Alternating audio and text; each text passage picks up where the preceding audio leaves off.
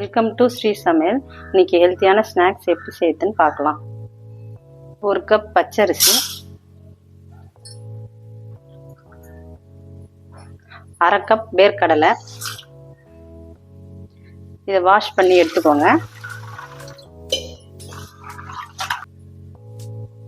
இது ஒரு 3 மணி நேரம் ஊறட்டும்.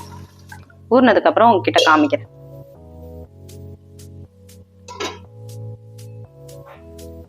ரெண்டு மணி நேரம் நல்லா ஊறிட்டு இப்போ இதை நல்லா வடிகட்டி ஜாரில் மாற்றிக்கலாம். மாற்றிட்டு உங்களுக்கு காமிக்கிறேன்.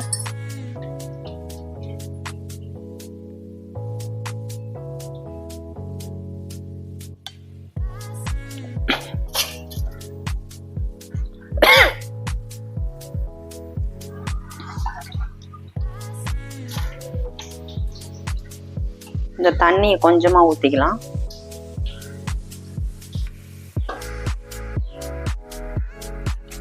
இப்போ அரைச்சிட்டு உங்ககிட்ட காமிக்கிறேன்.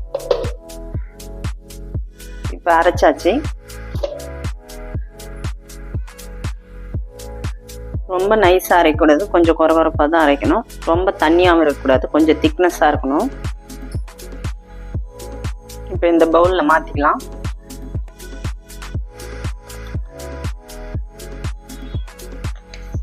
மாவுக்கு தேவையான அளவு சால்ட் போட்டுக்கலாம்.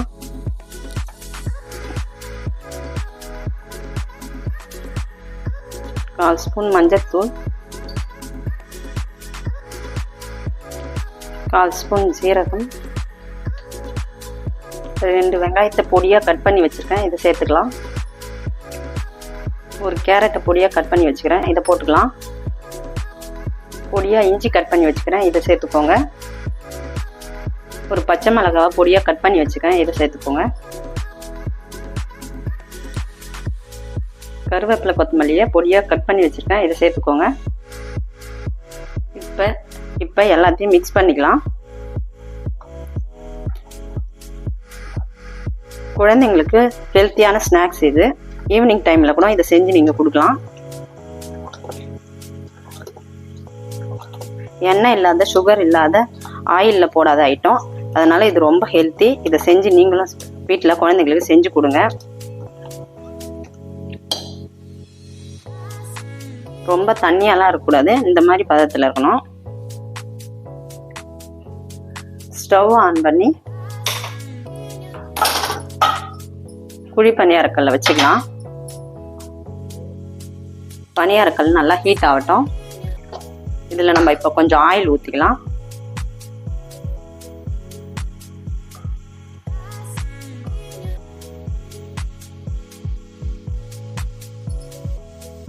பணியாரக்கல் ஹீட் ஆகிட்டு நம்ம ஒரு கரண்டியாக ஊற்றிக்கலாம்.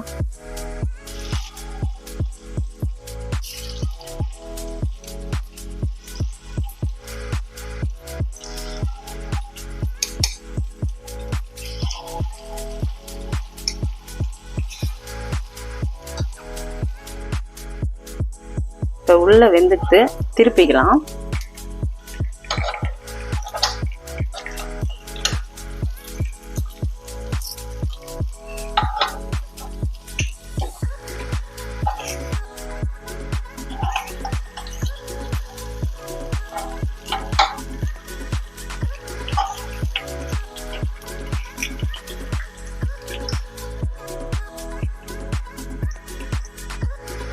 இப்போ 2 பக்கமும் நல்லா வெந்துட்டு இதை எடுத்து பிளேட்டில் மாற்றிக்கலாம்.